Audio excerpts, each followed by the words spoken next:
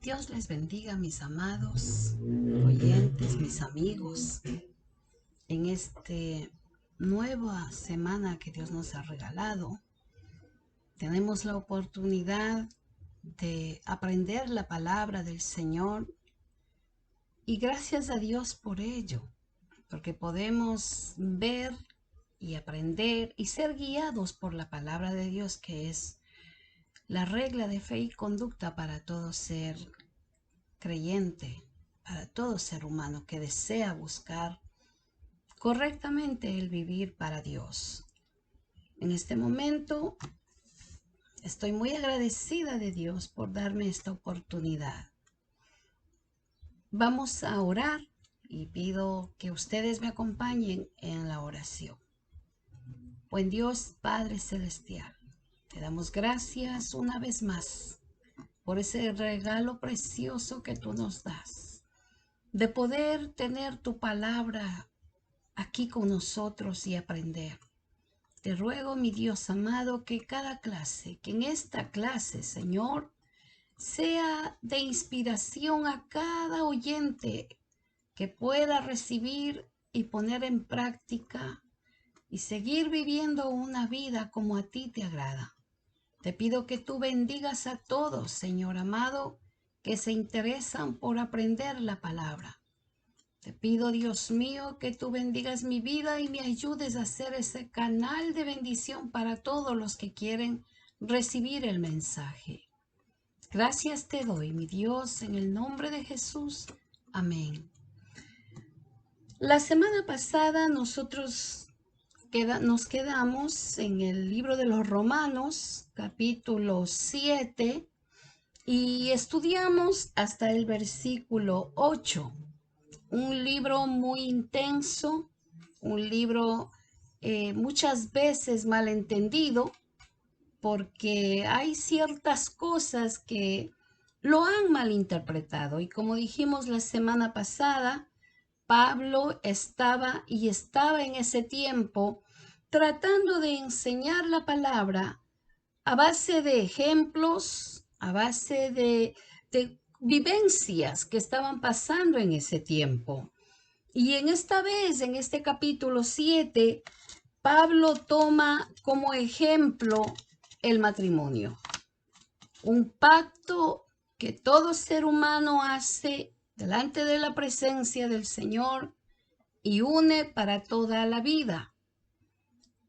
Y así tiene que ser esa relación de Dios, de nosotros con Dios, que tiene que ser para toda la vida.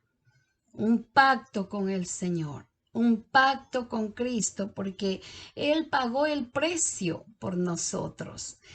Y también vimos cómo Pablo está hablando de sí mismo.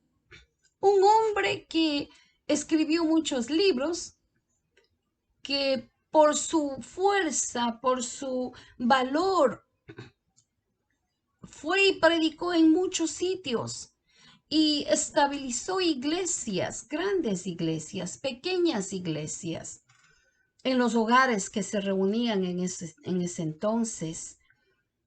Y fue tan dedicado a la obra para poder crecer en el Evangelio, que el Evangelio se multiplique donde quiera. Ese era el anhelo de su corazón.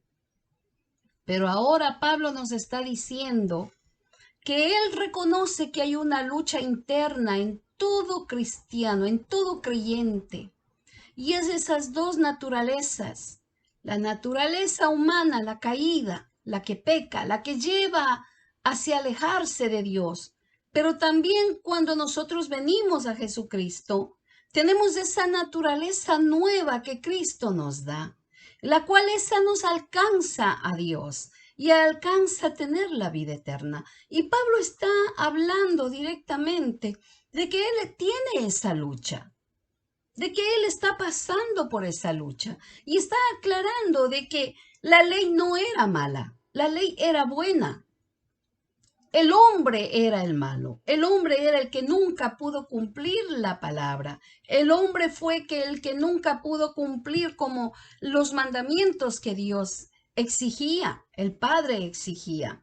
Y Pablo está diciendo aquí, ¿cómo yo no podía haber entendido el pecado que mora en mí si la ley no me hubiera dicho? Pablo está tomando como ejemplo Éxodo 20 y diciendo, si la ley no me hubiera dicho que codiciar era pecado, yo no hubiera sabido.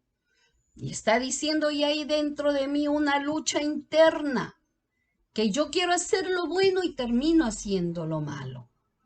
Entonces, y también nos da una advertencia, que el pecado era real, que no es algo inventado por el hombre, existe el pecado y además era muy peligroso y que como seres creyentes debemos de tener en cuenta esta situación. Ahora vamos a comenzar a leer el versículo 9 del libro de los Romanos. Seguimos en el capítulo 7, recordemos, y vamos a leer hasta el versículo 12. La palabra del Señor dice, y yo sin la ley vivía en un tiempo, pero venido el mandamiento, el pecado revivió y yo morí. Y hallé que el mismo mandamiento que era para vida, a mí me resultó para muerte, porque el pecado, tomando ocasión por el mandamiento, me engañó y por él me mató. De manera que la ley a la verdad es santa y el mandamiento santo, justo y bueno.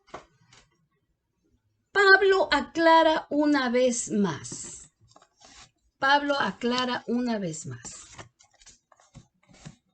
Y dice que por medio de la ley es el conocimiento del pecado. La ley no salva. La ley le dice a usted lo que tiene que hacer, pero la ley no salvaba porque tenía que venir un Salvador. Ahora, ¿qué nos dice en Éxodo capítulo 19 y versículo 5? Ahora pues, si diereis oído a mi voz y guardareis mi pacto, vosotros seréis mi especial tesoro sobre todos los pueblos, porque mía es toda la tierra. Recordemos que aquí está Dios hablando al pueblo y cuando Él está hablando, le está dando los mandamientos que tenían que ser cumplidos en su totalidad. ¿Qué es lo que dice Levíticos 18, versículo 5? Por tanto, guarda mis estatutos y mis ordenanzas, los cuales haciendo el hombre vivirá en ellos, yo Jehová. Esa era la ordenanza en cuanto a la ley. Tú puedes guardar los mandamientos y vas a vivir, y está afirmando, yo Jehová. Pero el hombre no pudo realizar en su totalidad los mandamientos. Siempre la ley, siempre exigía y decía lo que se tiene que hacer. Pero el hombre con la naturaleza caída que nosotros heredamos de Adán, no podía el hombre cumplir en su totalidad la ley. Y vamos a leer qué nos dice en Gálatas, capítulo 3. Vamos a leer el versículo 21 al versículo 23 y luego vamos a leer el versículo 25. Luego, la ley es contraria a las promesas de Dios, en ninguna manera. Porque si la ley dada pudiera vivificar, la justicia fuera verdaderamente por la ley. Mas la Escritura lo encerró todo bajo pecado, para que la promesa que es por la fe en Jesucristo fuese dada a los creyentes. Pero antes que viniese la fe, estábamos confinados bajo la ley, encerrados para aquella fe que iba a ser reservada. versículo 25.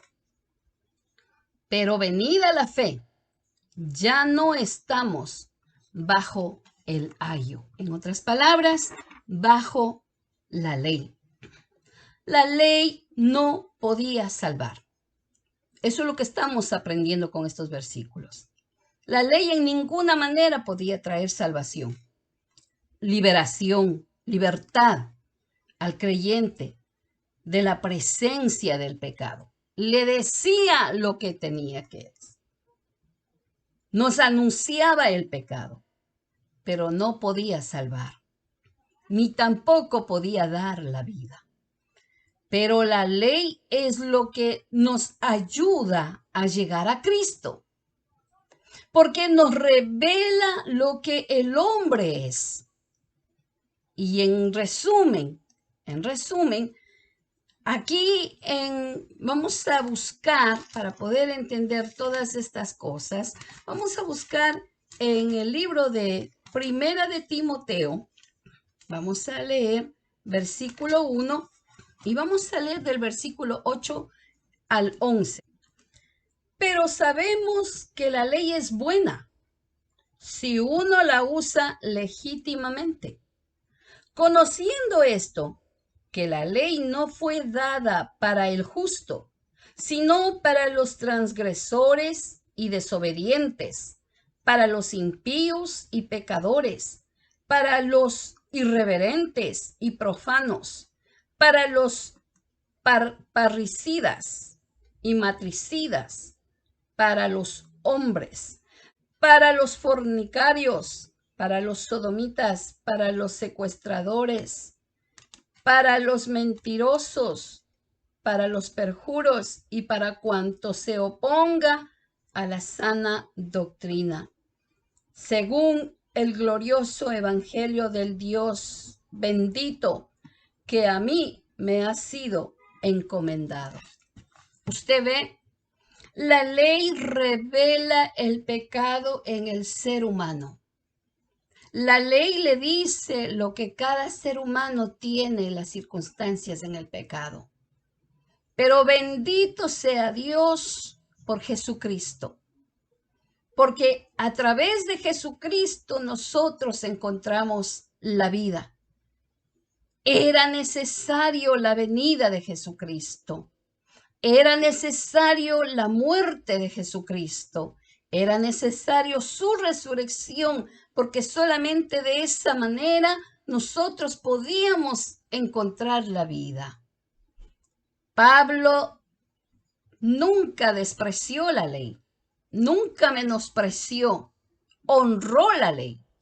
Y por esa razón él habla y él dice, si la ley a mí no me hubiera dicho lo malo que yo era, yo no lo hubiera entendido. Pablo dice, la ley es santa, es buena, porque en la ley expresa la naturaleza y la voluntad de Dios. Pablo honró la ley.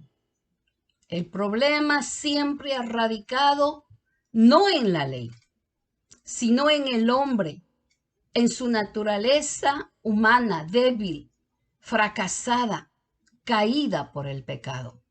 En esa naturaleza de rebeldía que siempre quiere irse en contra de la ley de Dios, en contra de los mandamientos de Dios. Y eso es lo que nunca permitió que la ley se llegara a cumplir, porque estaba escrito desde antes de la fundación del mundo que necesitaba la humanidad un Salvador. Y ese Salvador es el que vino a cumplir a cabalidad la ley. Bendito sea Dios por Jesucristo, porque a través de su sacrificio nosotros alcanzamos esa bendita vida eterna. Ahora depende de usted. Depende de mí si nosotros queremos recibirla, si nosotros queremos abrazarla, si nosotros queremos practicar lo que Cristo ha dejado. Y vamos a seguir leyendo en Romanos capítulo 7. Leeremos el versículo 13 y el versículo 14. Luego, lo que es bueno vino a ser muerte para mí. En ninguna manera, sino que el pecado, para mostrarse pecado, produjo en mí la muerte por medio de lo que es bueno, a fin de que por el mandamiento del pecado llegase a ser sobremanera pecaminoso. Porque sabemos que la ley es espiritual, mas yo soy carnal, vendido al pecado. Un hombre de Dios, un hombre que se dedicaba a aprender, a predicar la palabra, un hombre que levantó muchas iglesias, un hombre que escribió libros. Está hablando de que él era una persona carnal. Vamos a ver lo que nos dice. La ley no era la culpable de la muerte, sino más bien la naturaleza del pecado que habita en el hombre. Entonces se valió de lo bueno de Dios para hacer notar lo malo en nosotros. Y al fin esto producía muerte. Recordemos que nosotros estudiamos y decía la palabra del Señor que todos habíamos pecado y estábamos destituidos de la presencia de Dios. ¿Por causa de qué? Del pecado. Entonces, para hacer notar lo malo en nosotros y esto dejarnos saber que conducía a la muerte. Eso es lo que está tratando de hablar y eso es lo que está diciendo Pablo en ese entonces a todos los creyentes en Roma. Ahora, ¿acaso era carnal Pablo? Hago esta pregunta. Cuando escribe esto, seguro que no. Pablo hace referencia a su vieja naturaleza, que siempre es la que quiere rebelarse contra Dios. El poder del pecado no causa simplemente que tenemos malas decisiones o que hagamos cosas que no deberíamos hacer. Bajo la esclavitud del pecado somos incapaces de hacer lo bueno. Y esto se origina. Y esto es lo que los mandamientos exigen en nosotros. La naturaleza vieja, cuando uno viene a Cristo, esa naturaleza vieja siempre va a querer que el creyente desobedezca a Dios. Siempre va a llevarle a que ofenda a Dios. Pero por eso nosotros tenemos que entender que como esa naturaleza vieja está luchando contra la naturaleza del espíritu que no nos permite obedecer, que nos quiere llevar a desobedecer, que nos quiere ser rebeldes, nosotros tenemos que aprender a ser guiados por la naturaleza de la nueva naturaleza, que es guiada bajo el Espíritu Santo con el poder de Dios. Solamente después que aprendemos a dejarnos guiar por el Señor a través del Espíritu Santo, podremos verdaderamente ser libres de la influencia del pecado. Solamente en esa manera. Tenemos una cita bíblica para hablar de este tema en Efesios capítulo 2. Vamos a leer el versículo 1 al versículo 5. Y Él os dio vida a vosotros cuando estabais muertos en vuestros delitos y pecados, en los cuales anduvisteis en otro tiempo, siguiendo la corriente de este mundo conforme al príncipe de la potestad del aire, el espíritu que ahora opera en los hijos de desobediencia, entre los cuales también todos nosotros vivimos en otros tiempos, en los deseos de nuestra carne, haciendo la voluntad de la carne y de los pensamientos, y éramos por naturaleza hijos de ira, lo mismo que los demás. Pero Dios, que es rico en misericordia, por su gran amor con que nos amó, aun estando nosotros muertos en pecados, nos dio vida juntamente con Cristo. Por gracia sois salvos. La palabra de Dios es hermosa, que cuando nos enseña de que cuando el hombre ya no tiene esperanza, ha caído en el pecado, viene Jesucristo y nos da esa nueva vida. Y nos enseña de que ningún hombre puede perderse si reconoce que Jesucristo es su ayudador. Él nos da vida, Él nos levanta, Él nos redime. Y cuando Pablo está diciendo, soy carnal, la respuesta de carnal es el hecho de que un verdadero hombre espiritual nunca está satisfecho de sí mismo en su espiritualidad. Lo contrario de un hombre carnal. Un hombre espiritual se puede considerar que está carnal, porque piensa que no está haciendo lo que Dios le está pidiendo, porque ese temor que hay en la obediencia le hace ver que se siente carnal. Y por eso Pablo está hablando en esta situación. Lo contrario de un hombre carnal. Un hombre carnal sí se proclama ser una persona muy espiritual y realmente es un hombre carnal. Pablo nunca se autoproclamó ser una persona espiritual. Usted busca en todos los escritos de los libros de Pablo, jamás él dice es que yo soy espiritual, es que yo me dedico a orar 20 horas, es que yo ayuno 21 días, es que yo. Pablo no habla en esa manera. Pablo da consejos, pero jamás se pone como ser no se autoproclama como ser el hombre espiritual. Aquí Pablo dice es que yo soy carnal. ¿Por qué? Porque él no cree que todo lo que él hace no es suficiente para lo que Dios le está pidiendo. Pero eso sí, Pablo sí llamó a otras personas espirituales. Y si usted busca la palabra, le doy citas bíblicas. Usted encuentra Gálatas capítulo 6, versículo 1, y también encuentra en Filipenses capítulo 3, versículo 12. Ahí usted puede encontrar en su casa, léalo, y usted ve cómo Pablo expresa de otras personas como espirituales. Y qué lindo es poder ver esto.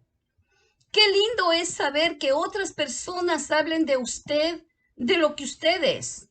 Si es espiritual, si usted es una persona que se comunica siempre con Dios, le conocen la manera como usted sirve a Dios. Pero que usted mismo, usted se diga, se ponga el título de espiritual, pues usted está haciendo no está haciendo lo correcto. El hombre carnal sí, él sí, olvídese. Se va a autoproclamar como el gran hombre espiritual. Y esto es para enseñanza de nosotros. Solamente a través del Espíritu Santo podemos aprender qué Cristo opina de nosotros. Vamos a seguir en el libro de Romanos, capítulo 7, y vamos a leer el versículo 15 y el versículo 16. Porque lo que hago no lo entiendo, pues no hago lo que quiero, sino lo que aborrezco, eso hago. Y si lo que no quiero, esto hago, apruebo que la ley es buena. ¿Qué entendemos con esto? Conocer lo que es bueno no es suficiente para vencer el poder del pecado. Repito, conocer lo que es bueno no es suficiente para vencer el poder del pecado. Encontramos aquí 3 puntos muy importantes sobre este tema que sí necesitamos para la guía de seguir adelante. Pablo, cuando aprendió la verdad, supo que estaba condenado y entendió que el conocimiento no era la respuesta. ¿Qué decimos con esto? Pablo fue educado en las mejores universidades, digámoslo así, trayendo a este tiempo. Fue educado bajo los pies del gran maestro Gamaliel. Tuvo conocimiento de la ley en todo sentido. Y quizás cuando él vino a Cristo, basado ese conocimiento, él pensó que había alcanzado todo. Pero ¿qué pasa? Que cuando él se enfrentó en sus debilidades, vio que el conocimiento no era suficiente, no era la respuesta para vencer el pecado. Número 2, la autodeterminación. Esto es luchar con sus propias fuerzas. Y esto tampoco da resultado favorable. ¿Por qué? Porque cuando Pablo tuvo ese encuentro con Jesucristo, él salió inmediatamente obedeciendo, claro, lo que Jesucristo le dijo. Vete y predica, y sale y evangeliza. Y él se puso esa autodeterminación y muchas veces quería ir en contra de él y desobedeciendo al Espíritu Santo. Y ustedes ven en el libro de Hechos que muchas veces él quería ir para otros sitios y su deseo era llegar a Roma, pero el Espíritu Santo siempre le dirigía hacia otro lado. Y él decía, se me ha cambiado el programa. Entonces, ¿qué es lo que está aquí enseñando Pablo? Que ni el conocimiento ni la autodeterminación era suficiente para vencer las situaciones contra el pecado. Y número 3, el solo ser un creyente no se logra desarraigar los pecados o apartarse de la vieja naturaleza. Mucha gente que va y usted dice, bueno, yo voy a la iglesia y yo me siento y escucho el mensaje y ya, eso es suficiente, yo no necesito más, no necesito involucrarme, no tengo nada más que hacer, yo soy un oidor fiel. Eso no es suficiente para que usted pueda vencer el pecado. Nacer de nuevo es un paso de fe, recuerde esto. Nacer de nuevo es un paso de fe, pero llegar a ser como Cristo es un proceso de toda la vida. Nadie es inocente, nadie merece ser salvo.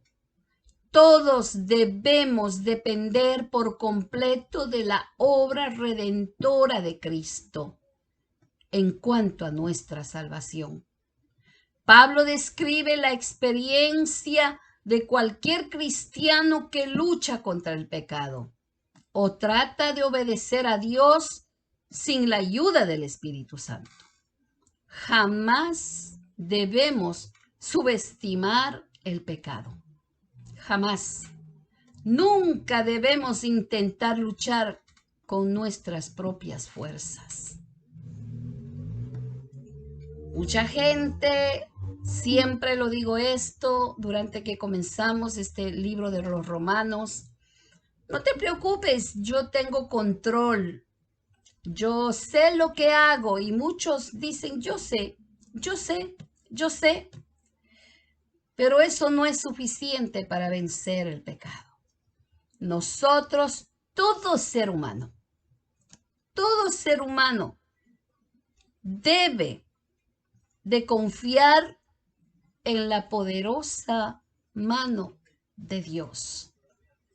No podemos depender de que si sabemos mucho, de que tenemos muchos años en el Evangelio y ya conocemos cómo el enemigo trabaja o ya sabemos cómo Dios es todopoderoso. No es suficiente.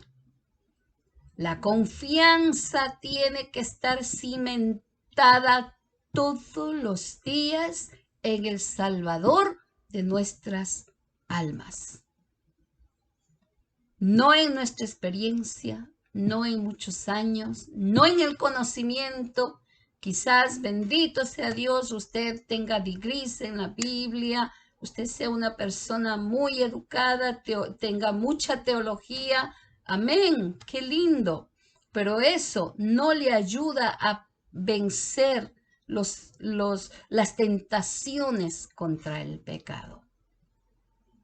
No, no es suficiente.